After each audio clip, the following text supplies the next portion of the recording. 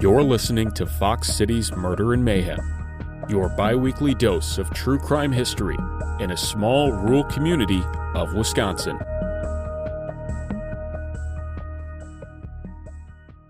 Hey everybody, welcome back to another episode of Fox Cities Murder Mayhem. I'm Eric. I'm Gavin. And Gavin, since you always do this, I'm going to take this opportunity to open my drink. Oh, yeah? So. Ooh, that sounded good. See? Yeah. I bet. I've been practicing all morning. That sounded really good.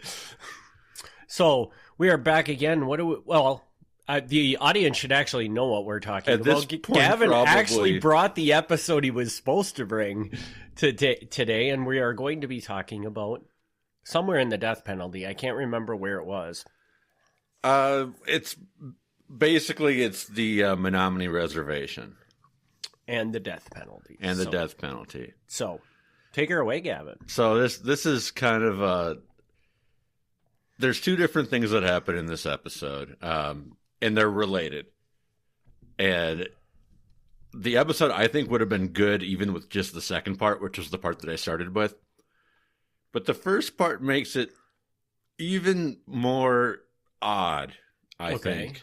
Okay. So, all right, so we're going to start by talking about John Wapoose. John Wapoose, born about 1847. He was a member of the Menominee Nation. Now, as regular listeners know, I kind of put together little family trees when I do these episodes to kind of see where people fit in. And if I did this correctly, the Wapoose family, at least at this point, was very native. Okay. Like, it's... The Menominee, I mean, this is true of a lot of Indian nations, but the Menominee in particular have a habit of marrying into the French and the English and that sort of thing. Okay.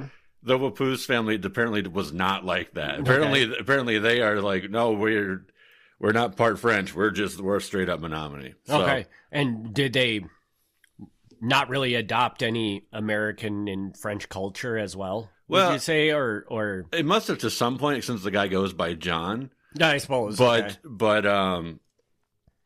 yeah, that is one of those things where when they don't, they are more often going to keep the native language. They are more often going to have certain customs.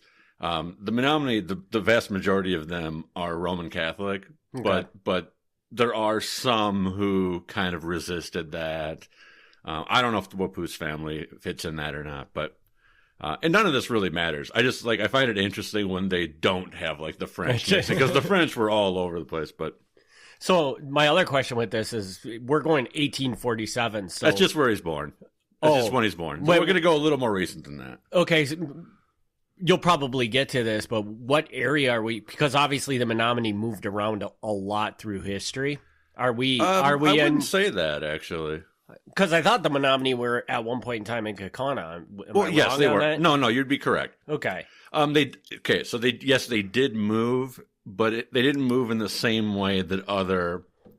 So typically the story goes is there's a native village, the Americans or the British or whoever, typically the Americans, they come in and they say, get out of here, and then they have to move. Mm-hmm. The Menominee story is slightly different. In that, yes, that did happen, but the land that they're on today is part of their original land. Oh, okay. Okay. So it's not so much that they moved as that their boundaries just shrank. Yeah, they lost land, basically. Yeah. Gotcha. So, yes, you are correct in the sense that they are not today on as much ground as they used to be. So some places they used to be, they would not be. I mean, obviously they can live anywhere, but it's not their territory. Mm-hmm. But not in the same sense where like they had to go multiple states over things like that. Right. Not like the Oneida that it came all the way from New York, right? Exactly. To Green Bay. So John Wapoose in 1889, he's arrested, and this I apologize for everybody. Should have put a warning on this, but if you have a problem with sexual crimes, maybe just pause at this point.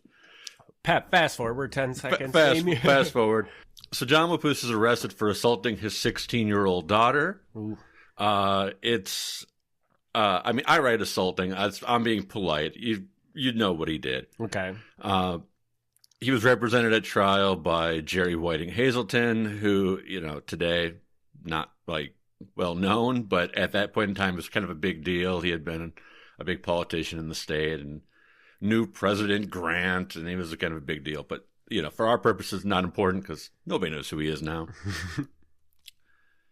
What happened at trial, I don't know, but Wapoose was found guilty, and Judge Bunn, nice name. Judge Bunn, yes, gave him the sentence of death by hanging. Wow. Okay. Yes, which sounds really extreme, but they explained that was the way the law was written at the time, because tribal land is considered federal land. And so they didn't charge him under state laws, which would have been very, very mild, probably. Okay. Under the federal laws, at least at that point in time, apparently death was the only option. Wow. Okay. So sentenced him to death for hanging. He was given a few months to get his house in order, and he was going to be hanged. He's sentenced in July. He's going to be hanged in September, so he's got a couple months. Okay.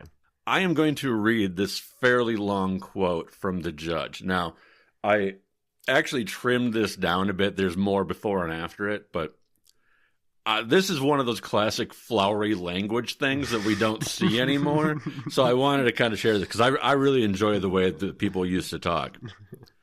The judge says, "You have committed a crime at which humanity blushes in shame of its own capability for atrocious deeds. How you could, a man in the prime of life, in the bosom of your own family, your wife and little children in the same house and in the same room, conceive and execute this most replenished arch deed of villainy upon your own flesh and blood, is hard for the heart of a man to comprehend. That you were equal to such a height of achievement, the evidence shows and the jury have found. The crime of rape at the best is one, at the rare contemplation of which the soul shrinks into itself, as loath to acknowledge kinship with humanity. In some of its aspects it rivals and is more revolting to the imagination than its twin brother murder.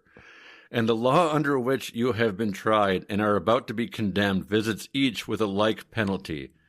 In this great crime you have added the detestable one of incest, vying with the spirit of evil to bruise and crush the spring of manhood in your soul. In doing these things, you have dishonored the tribe and nation to which you belong and become a cause for reproach among all good citizens. They will commiserate your fall. You may even have their sympathy, but you will never have their confidence or esteem." I mean, none of that is wrong, but like, what language? It's very poetic. Yeah. I feel like. Yeah. And almost it kind of gives you like he's talking about this terrible thing, and it almost kind of gives you like a good feeling just because of all the floweriness that's added around the horrendous things this man did. Yeah. I mean, basically, like you are no longer a human being. Yeah. I mean, he's saying the most terrible things, but in the nicest possible way. Yeah. The jury, who found him guilty, asked the judge very kindly if they could write a letter to the president, the United States president, to commute the sentence. Now, the jury did not want him hanged. Okay. The jury is like, obviously, this is an absolutely terrible crime, but we don't really want to hang him. Mm-hmm. So they're like, can we ask the president to not hang him? And the judge agreed with that. The judge is like, this is an absolutely terrible crime. I don't want to hang him either, but that's like literally the books tell me that's my only option.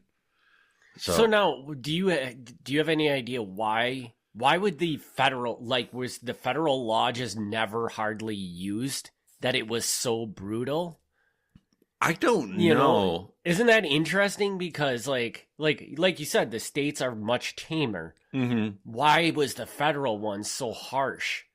It's a great question. I really don't know. And somebody out there, I'm sure, is much more knowledgeable than I am. But I feel like this must have been modified at some point. I would think so. this is an area where you have experience in, because this is where I get to be like, hey, you're the Navy guy. Yeah. And so this is the same thing as like when you're on a base, you're on federal law time because that's federal land. Yeah. So, I mean, But when you know, I don't know if you knew personally, but when you knew of people getting arrested, like they weren't getting executed. No, they weren't. But there were things that were, I felt like, I guess we look at like when you're in the military and you get caught committing adultery, it's a big freaking deal. Okay. Like you're not getting executed, but it's much more, much bigger of a deal than, say out of the military. Well, out of the military, it's not even a crime. Exactly. So, I mean, that's an example. Yeah, there are things that are dramatically different from one to the next. I don't know anything about rape, though, because I didn't have any experience with knowing anybody that had committed rape or anything while I was in the military. But I could see where it would probably be a lot harsher. Yeah, but I don't know, but I'm pretty sure they don't execute people for that. Yeah, so the president does step in and lowers it down to life in prison. There is an interesting article I found where they said that the Menominee Nation had split into two factions between those who testified against Wapoos at trial and those who would get revenge on the people who testified at trial. There were no names or anything were mentioned, so I don't know if that's just a bunch of crap. But it's funny to me because, like, who is out there getting revenge on this? Like, who is out there being like, oh, you sent one of our guys to death, we got to get revenge on you. Now, I get that.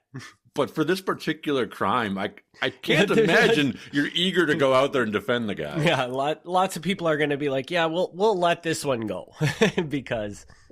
Yeah, so I don't know if that article was true, if they were just having some fun with that. As I said, the president, who at that time was Benjamin Harrison, reduced it down to life. Wapoos spoke to the press. He said, "Life is sweet, and I am young yet.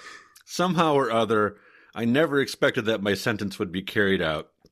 I anticipated the president's action.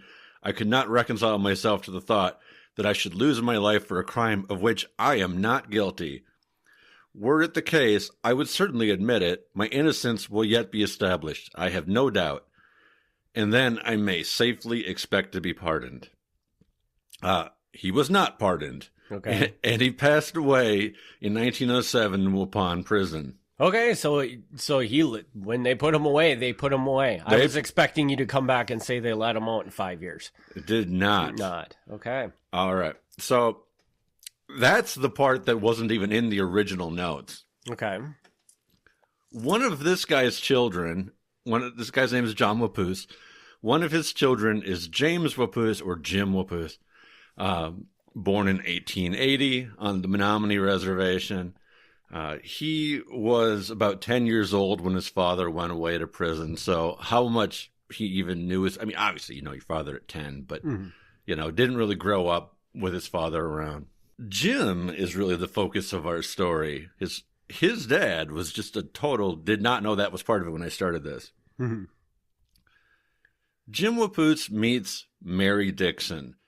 Mary Dixon is reported in the news to be a quarter Indian, so presumably 3/4 white. Okay.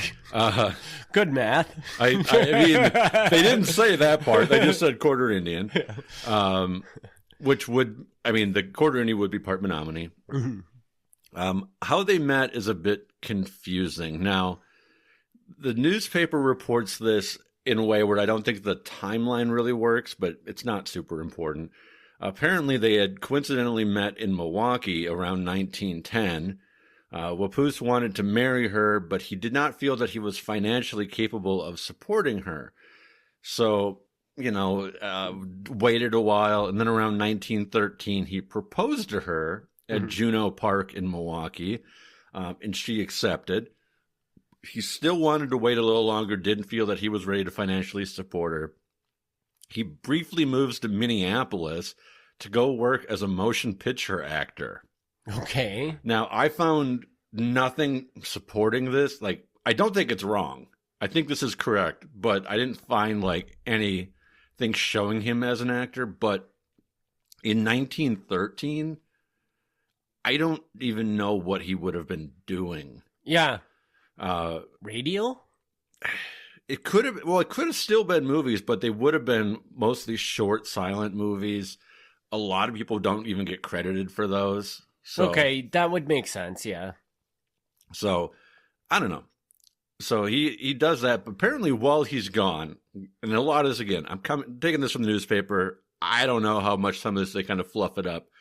But apparently while he's gone, Mary Dixon, his fiancée, hears derogatory things about his character and no longer wants to be engaged to him. So she sends a letter to Minneapolis breaking off the engagement. Okay. So Jim Wapoose then returns to the Menominee Reservation, very upset and heartbroken that his engagement has been called off. Now, not reported in the newspaper at any point, I found a record that strongly suggests that the two of them actually had a child together. Okay. Now, if that's true, and it seems to be, because Mary Dixon has a child who was born within this time span, and the child's last name was Wapoose, so this is presumably his child. Okay. That doesn't change the story, but to me it does add an extra layer, because now it's like, I don't know this guy. I don't know his bad reputation, but it does to me kind of give more weight to the idea that he really wants to do something to support her and their child. Mm-hmm. I don't know this. There's no way I can verify that. But I do kind of get that extra feeling that, like, you know, maybe he really was trying to do something right here. It seems like it. I mean, delaying the marriage multiple times just you know, because you're like, I don't think I'm ready for this, to support you. It seems like a noble thing to do, right? I think so. April 1915. Mary Dixon has now, even though she's pretty young, she's like 24 years old, she has become the postmistress of Kashina. Postmistress being the word for postmaster if you're a girl. Okay. I'm guessing that today we would just say postmaster, but they kept calling her postmistress. Okay. Pretty cool job to get. She had been in Shawano for the day. She had been in the stores, shopping, having a good time. And she returned home with a driver named Reuben Long and got back onto the reservation about 10 p.m. Now, when I say driver, keep in mind, this is 1915. He's driving horses. Mm-hmm. So I don't know if she can drive horses or not, but she's got this guy who's kind of driving the carriage for her. Right. Somewhere near the south line of the reservation, a man named Peter Wishakobe, and I apologize if I goofed that, approached the rig and asked, "Is that Miss Dixon?" And when he was told yes, he asked her to get out of the rig, telling her that a man wanted to see her. When she asked who the man was, she was told that it was Jim Wapoose. Once this was said, Wapoose then stepped out of the shadows and demanded that Dixon get out of the rig. Reuben Long, the driver, made a motion to Miss Dixon saying, "You probably shouldn't get out of the rig. This doesn't look good." A brief exchange of words followed, and Wapoose took from his pocket a .22 caliber revolver and shot Miss Dixon full in the face. The driver, seeing the revolver go off, fled to the woods. He jumped and a second shot went off, which he thought was intended for him, but actually, whether it was or not, hit Miss Dixon a second time. Okay. Left without a driver, the horse went off towards home with Miss Dixon's dead body still laying in the carriage. Oh, my God. As it got back to its place, the people who, I don't know, work at the carriage house or whatever, see her body in the carriage, rather startled. Meanwhile, Jim Wapoose turned the gun on himself and fired 2 shots into his own head in an attempt to end his life. Apparently not a great shot because it does not succeed. Really? You did that or he's extremely lucky. Yeah. Once Miss Dixon's body was found, the alarm went off and people ran out, tried to save her. It was too late. They did find Wapoose, who was taken to the hospital where he was treated and was able to recover after an operation.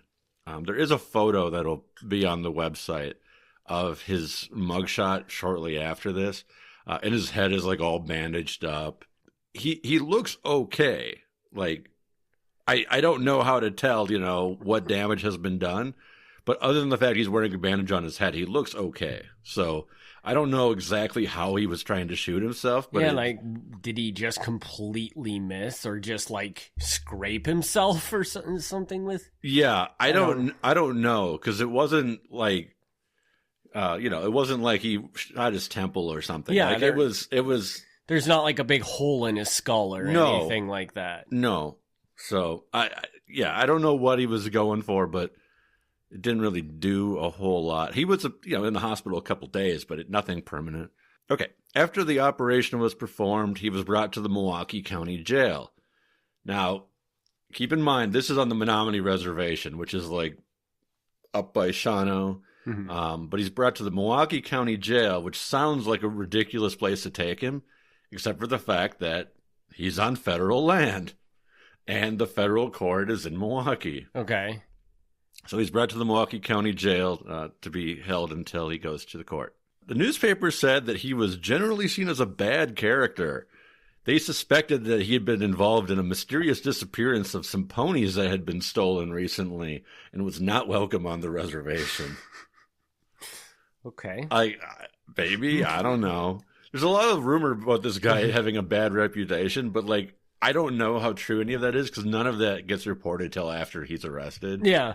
So it's like, did everybody really hate this guy, or is it all of a sudden we're gonna jump on him, bash him because of all the things that happened?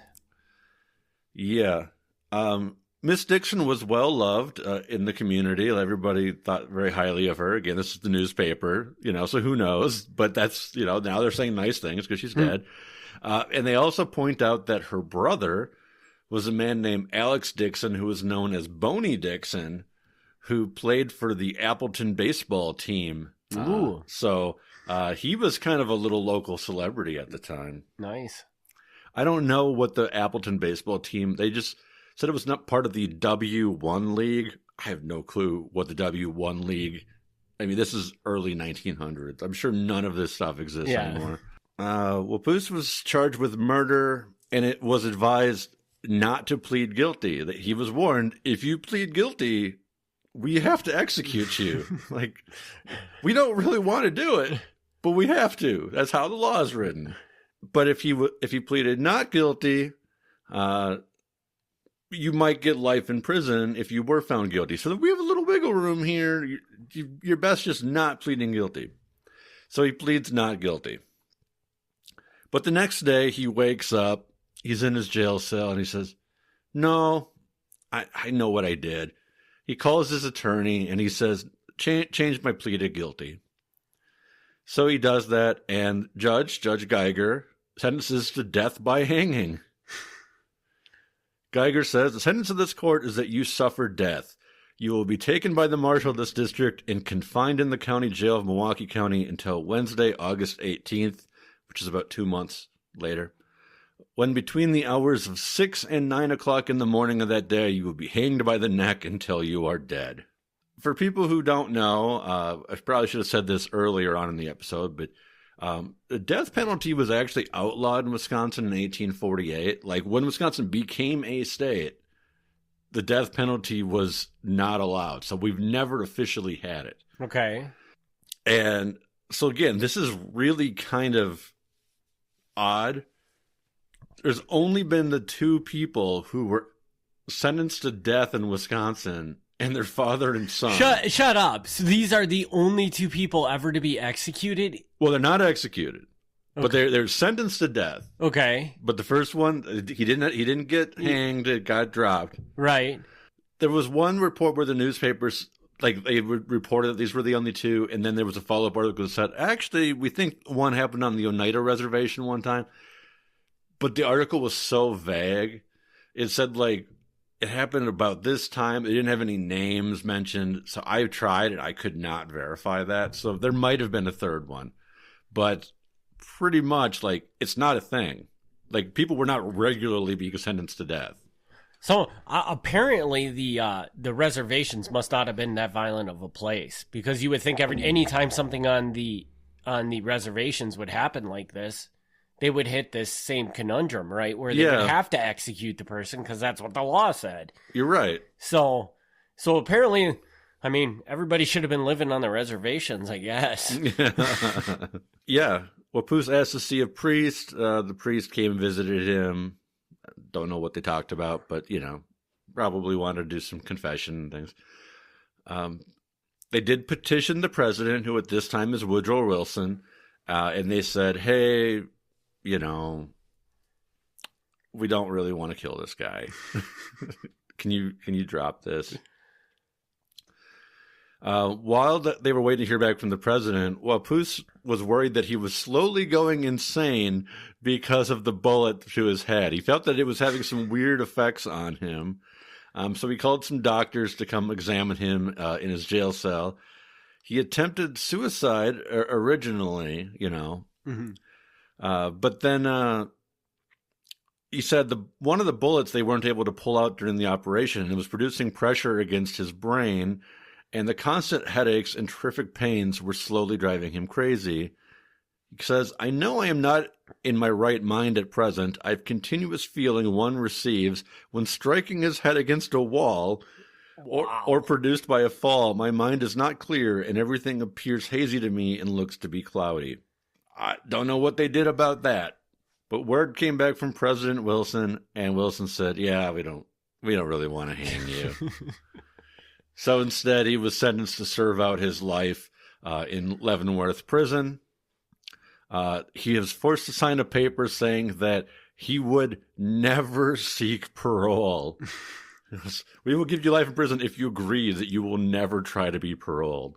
And he agreed to those terms. He died in prison in 1950. So how long did he make it? Because his dad was pretty young, right? His dad was fairly young. So he's sent to prison in 1915. So he's there about 35 years. Okay. So Rough. pretty lengthy sentence, really. So now I can't tell me, like, was your mind just blown to find out that the two people that were sentenced to death in Wisconsin were relatives? Yeah. I mean, that's unbelievable. Yeah, it's really weird. It's really, really weird. And I don't know, like, what the deal is with that. You raise a really good point about the murder on the reservation thing, because it's had to happen, right? You would think so. So I don't know what the story with that is. And is it just that for some reason these murders were managed by, like, because I would assume a reservation would have its own court system, right? Wouldn't you think? It's a good question. And I mean, they have their own law enforcement. I don't know what the situation was at this point. but The Menominee situation is kind of weird because there was what was called the termination period, where the federal government tried to dissolve the reservations. So the reservations were briefly dissolved, I want to say in 1954. And then the Menominee did not appreciate that, and they pursued a reinstatement, which they got back, which is why the reservation is back again today. And that's also why there's a Menominee County today. At this point in time, there wasn't actually a Menominee County. The Menominee Reservation was considered part of Shawano County. okay. So I don't know how different things changed, because 1915 is over 100 years ago now. So did they have tribal police in 1915? Maybe not. Yeah, but if they didn't, though, this seems like it would have been a very common thing. And you would have almost thought that if every time this happened, the these states were sending a letter to the president to say, please dismiss this. You Yeah. would think that would put a little expediting into changing the law slightly so that the president didn't have to deal with that. No, I agree. But as far as I'm aware, these were the only two. Like, So- it's not just like a father and son. That's weird. It's like a father and son are the only two. So yeah, you raise a good point. Because, like, you know, I'd love to say there were never any other murders, but it seems like there's got to be one, yeah. right? Yeah, I mean, there's violence everywhere, so Yeah. it's just it has to have happened. So crazy. Yeah. That's pretty much all I got for this one, but it's interesting. Like, I'm not gonna say that I want these guys to have been hanged, but that almost would have made the story more interesting if they had. Well, and Because then there would have been a death penalty in Wisconsin, right, even though legally there's not. and I find it interesting too because, like, how do you carry it? Like, they obviously didn't have it set up to Right. hang people in Wisconsin because it was illegal. So Right. No, I didn't write this down, but they did explain that when the death penalty was ordered by the judge, part of the order says that they have to construct like a gallows. So they didn't have one ready to go. Mhm. They had to have guys come in and like build the stage and all that for like this one event. Jesus Christ. And then I would also love to know, so that I'm gonna guess that inevitably, if either of these would have happened, Mhm. they would have happened in Milwaukee because that's where the federal court is. Well, Ye- I don't know. One of them, the second one maybe, Mhm. but the first one they were going to build it on the reservation. Oh, were they? Yeah. Okay. But either way, how do you think the community would have responded to that? Because, like, this is not something they were used to, and I can't imagine that a person that's not used to seeing somebody being hung would be okay with somebody being hung. Yeah, You know? yeah. I don't know. Yeah, there's probably a lot of like nuances of how the laws were changed, because even there's one thing that happened is, so the first one, when he got reduced from death penalty down to life in prison, they sent him to Waupun, and on the second one, when it got reduced, they sent him to Leavenworth. Which is another interesting thing, because how does he the first one end up in a state prison when Right. it was a federal charge? Right, that's the thing. That got changed, and that's why the second guy went to Leavenworth, which is the more appropriate place to go. So I don't know what the law was the first time around that Waupun even accepted him, because he was then being taken care of by the state on a non-state charge. Yeah. So I don't know. Like, It's a just lot such of a weird thing. things had to be modified, and I guess some of this may come down to the fact that they didn't know what to do. Because Indian law is one of the most complicated laws out there. Like, there's just so many things that are not standard to the rest of how laws are done. Mm-hmm. So yeah, maybe they were just kind of learning as they went. Yeah, and they were the judge kind of had to make decisions and just did what he thought was best, and it just happens that each judge made a little bit slightly different decision. Yeah. So it's a crazy story, and something, only in Wisconsin, right? Yeah.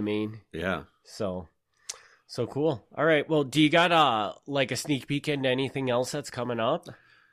Well, I've got a couple things coming up. I know one thing that should be in the near future. I don't know which one will be next, but you had made a request a while back to do some shipwreck episodes. Okay, yeah. So it'll either be one episode with 2 shipwrecks or 2 shipwreck episodes. I don't know what your preference is on that, but Well, how good of stories are they on their own, or is it just better? they're good. They're good on their own. I mean, if you want, I could flesh them out so they're both their own stories. They're both good. Then I would say do them as 2 separate episodes. Okay. If you think you can make them 2 separate episodes, we'll give this is gonna couple. Well, actually, we'll have them recorded by the time the people hear this. So never mind. Yeah. So we'll just flesh them out into 2 episodes, and everybody can email us and complain. MilwaukeeMafia@gmail.com if you think the shipwreck episodes get crazy. Yeah, but I've only got the 2 picked out. I mean, there's dozens of shipwreck stories, and I just have the 2 that I think are good. So, I mean, they're all good, but the 2 that I think I can confidently make good episodes out of. So that'll be super, super interesting. So that's coming up for sure. Other things, I don't know. There's a couple things. I don't want to say it publicly as of this moment, but we had kind of a local story that is not murder or mayhem, but kind of interesting. Kind of interesting. So, oh man, I can't even announce we got a live podcast coming up because this will already be after the fact. But we're going to actually drop something into the feed. Maybe we'll record that right after this. That we'll drop something in the feed right around that date so people know. Okay, like good. A short okay, I'm like, we're so far out on our recording, I can't even promote stuff anymore. So all right. Well, you got a little idea of what's coming up, and we want to thank everybody for their continued support of this podcast. We will be back in 2 weeks with another episode, and we will see y'all then. Thanks for tuning in. Thank you. Thanks for tuning in to Fox Cities Murder and Mayhem. Join us in 2 weeks for another exciting episode of Murder and Mayhem.